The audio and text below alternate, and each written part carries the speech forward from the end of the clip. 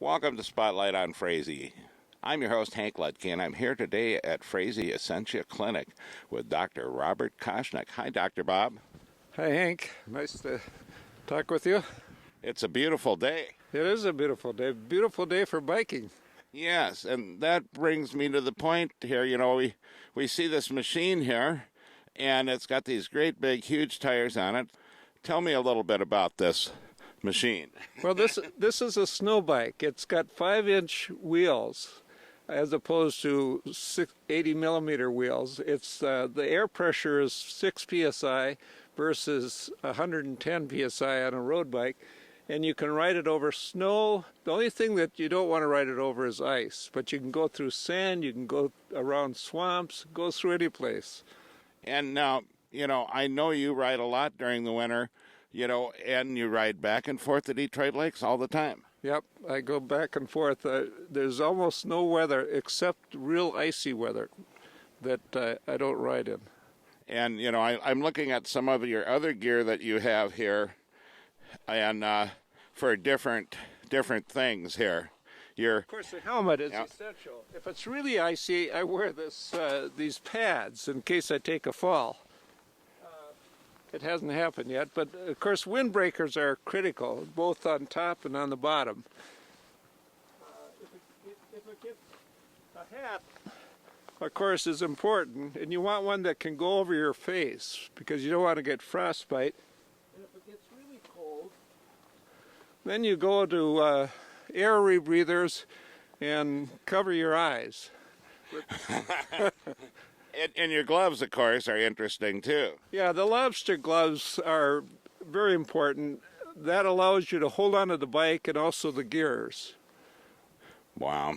You know, and how long have you been riding during the winter? How many years? I should mention toe warmers and hand warmers are critical, too. I can understand that. I've been riding about 30 years. I started running marathons and I needed cross training, so I started biking. And my friends that were also runners started biking, and my son and I started doing triathlons too. And your reason you did it just because you wanted to, or you wanted to get healthier? Or? Well, yeah, I like to train an hour a day, roughly, and an easy way to do that is the bike, especially when you could bike to and from work. Yeah, that does take care of your hour, doesn't it? That's right. Well, it takes care of more than that, actually, particularly during the winter.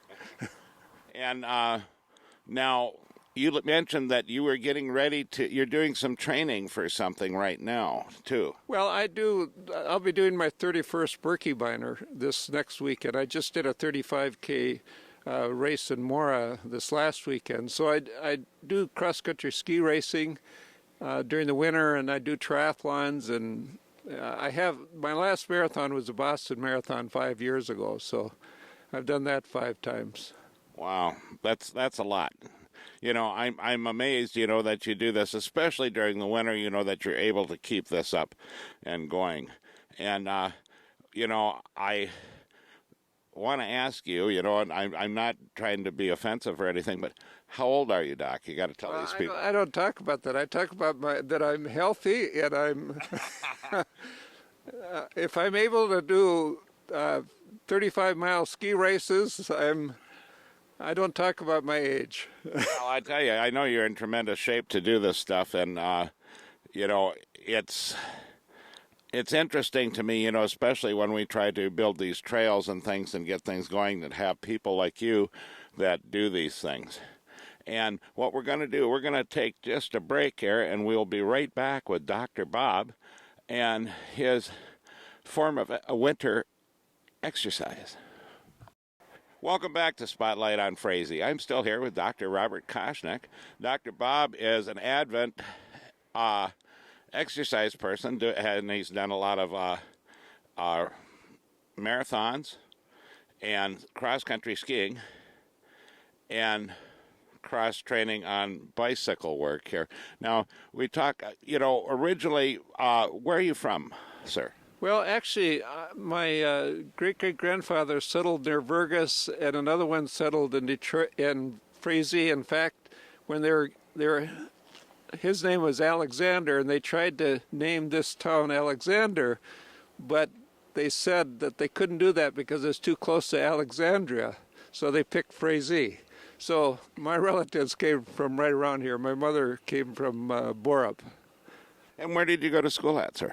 Well, I went to Fargo Central, and then I went to Carleton College, and then University of Minnesota Medical School. Go Gophers. Yes. Go. And, you know, when we talk about somebody wanting to get started here, like doing winter biking and things like this, where's a good place to go to learn about this? Well, Dave Langworthy has the DL Bike Shop, and he has these snow bikes, so you could certainly go there. You also need a different gauge to measure the tire pressure, because the normal tire pressure goes, you know, from a 0 to 180. Well, you're talking about somewhere in 0 to 10, so you need a different gauge to be able to keep about 6 pounds of pressure in the tires. Well, you know, it is an amazing machine. And, you know, like when you ride back and forth, how long does it take you to ride from Detroit Lakes to Frazee? Well, on my road bike, it's from my house on Long Lake, it's about 13 miles. On my road bike, I can make it here in an hour, but I usually go Hidden Hills road, just add a few hills. During the winter, this bike takes a little longer. It takes hour and a half to hour and 45 minutes. It depends on, if you have the strong wind against you, it takes longer. If you got the wind with you, it takes shorter. So during the winter, I go on Highway 10. Also, Highway 10's better kept. Well, you know, I really appreciate you being on the program, sir, you know. And when I look at this, you know, you're the epitome of the ultimate biker that bikes year-round, and I know we don't have a lot of them around this country. Well, Minnesota actually is a leader in snow bikes. There's a huge, in the winter, there's a huge show just on snow bikes, and there's many different companies that have gotten into it. It's really exploded in Minnesota. And if you go down to Minneapolis, St. Paul, you'll see a lot of snow bike. There's races too. Maple Log has a race, a snow bike race. So it's becoming pretty popular, especially in Minnesota. Well, I really appreciate you being on the program, Dr. Koshnick, and I enjoy your enthusiasm. Thank you. Well, thank you. Nice to talk to you.